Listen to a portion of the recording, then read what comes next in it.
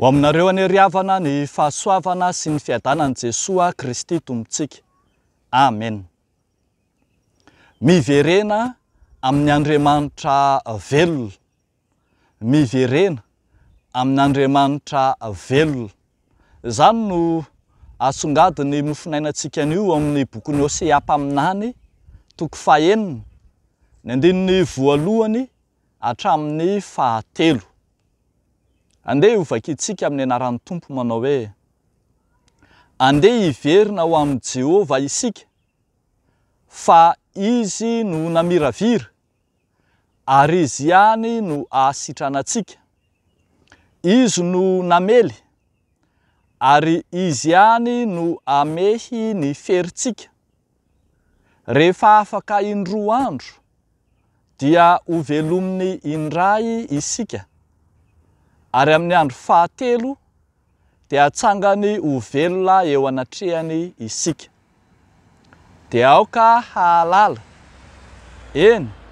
aoka hiezaka hahalalan'i Jehova isika.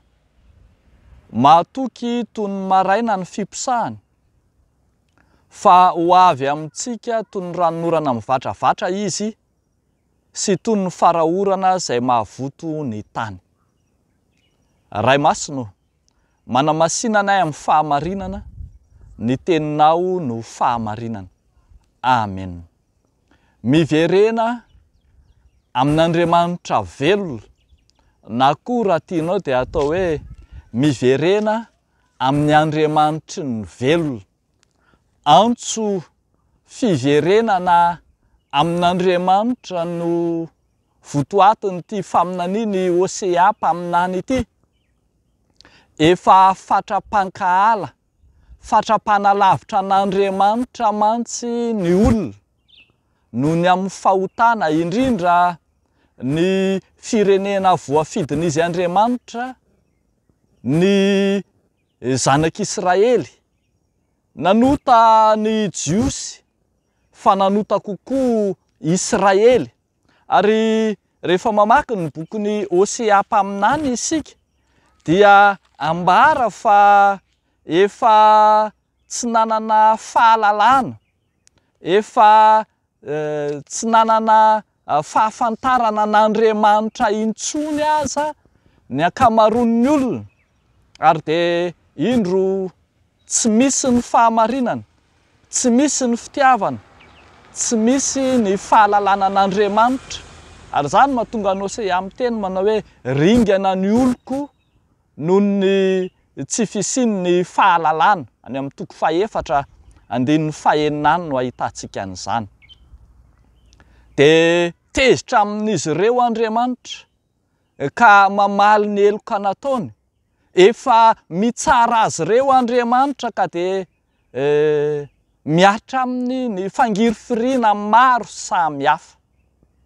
Eto kosa anefa dia manao antso Hosea mpaminany ary milaza sy manambara fa na toy inona famaizan'Andriamanitra, na toy inona fiatran'ny fahatezeran'Andriamanitra, dia tsy ho ambony noho ny fahasoavan'Andriamanitra mihitsy zany sy ny famondrampony. Ambara zany fa lehibe lavitra noho ny famaizan'Andriamanitra ny famondrampony. Dia miantso ny olona hiverina izy, mba hitodika amin'indray, mba handray sy hisitraka izany famondrampony izany. Tena aseho eto mihitsy fa hain'izy Andriamanitra io ny manangana maty indray, mamerina amin'ny laon'ny fiainan'ny vahoaka izay potika sy lo, ary mitoetra ao anaty fahafatesana amin'ny endriny rehetra. Andriamanitra amelona indray ny fiainan'izy ireo. Izany no hitantsika eto hoe rehefa afaka indroa andro dia ho velominy indray isika. Amin'ny andro 7 dia hatsangana ho velona eo anatrehany isika. Raisin'Andriamanitra an-tanana, karakarainy, ho velominy indray ny olony izay efa maty ny fahadosoana, maty ny tsy fahalalana, maty ny fahotana.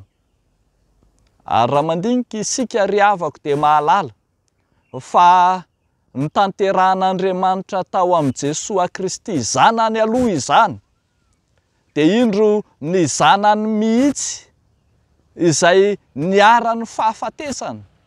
Io zanany io mihitsy no natsangan'izy Andriamanitra. Ambara zany fa manomboka eo amin'ny Jesosy Kristy izay maty teo amin'ny hazo fijaliana no fisantarana ny fitsanganana amin'ny maty. Ary isika rehetra izay miverina amin'Andriamanitra dia atsangany miaraka aminy ihany koa. Io Jesosy Kristy izay natsangan'Andriamanitra tamin'ny maty io, io Jesosy Kristy izay nomena aina, nomena fahavelomana io, io koa no namelona, nanome fahavelomana zay rehetra nanatona azy. Nisy ny maty tanana dia novelominy izany.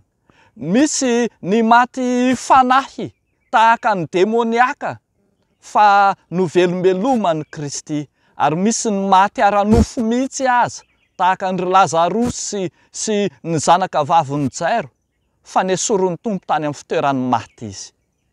Andriamanitra velona izy ka afaka mamelona izay rehetra mangetaeta manatona azy. Toky lehibe ho antsika ny tenenan'ny mpaminany eto manao hoe aoka halala, eny aoka hiezaka halala amin'ny Jehova isika, fa matoky toy ny maraina ny fiposahany, fa ho avy amintsika toy ny ranonorana mivantravatra izy sy toy ny farahorana izay mahavoto ny tany. Ry havako malala ao amin'ny Tompo, isika rehetra izay nanalavitra an'Andriamanitra, tonga tsy nahalala, tonga oloko azy, tonga tsy nahafantatra, eny tonga tsy misy fahamarinana, tsy misy fitiavana eo anatrehan'Andriamanitra, efa toy ny maty mihitsy aza. Antso no ataon'ny soratra masina, antso iverenantsika indray ao amin'Andriamanitra, antso mampitodika antsika amin'Andriamanitra, mampibebaka antsika aminy, mba azahoantsika miaina ny fiainam-pahavelomana izay efa nozarain'izy Andriamanitra ary efa nosantarina tao amin'ny Jesosy Kristy zanany. Azo antoka ny fitsanganana ao amin'Andriamanitra ary antoka ho amin'izany ny efa nitsanganan'i Jesosy Kristy, tsy sarisary, tsy anganoangano, tsy arirana ono fa efa tanteraka tao amin'ny Jesosy zany, ohatra velona azontsika rehetra arahana teo aoriana. Miverena ary ao amin'Andriamanitra fa izy no tompon'ny fahavelomana, izy no Andriamanitra ny velona, izy no Andriamanitra velona. Efa velona izy ka te hamelona anao ihany koa ao aminy, ary izy no azontsika ianteherana. Aoka ahatsiaro, hahatsapa-tena, hiverina sy hitodika amin'Andriamanitra isika mba hamelomana izay rehetra maty eo amin'ny fiainantsika, na fahafatesana ara-nofo, na fahafatesana ara-tsaina, eny na dia fahafatesana ara-panahy aza. Ilay Andriamanitra ny fahavelomana efa velona tao amin'ny Jesosy Kristy no mbola vonina hamelona anao ihany koa. Dia hoan'Andriamanitra ireriany ny voninahitra. Amen. Hivavaka isika ry havako.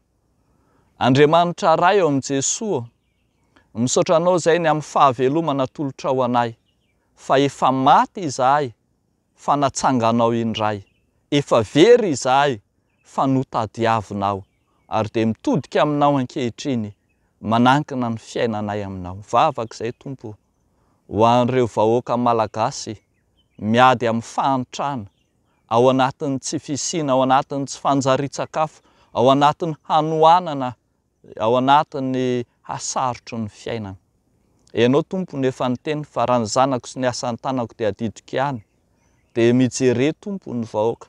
Amindrao fo izy ary aza jerenao araka ny haben'ny fahotany, fa jereo araka ny indra fonao. Dia matoky manana anao zahay, ry Jesosy Kristy Tompo sy mpamonjy anay. Misaotra ray eo. Amen.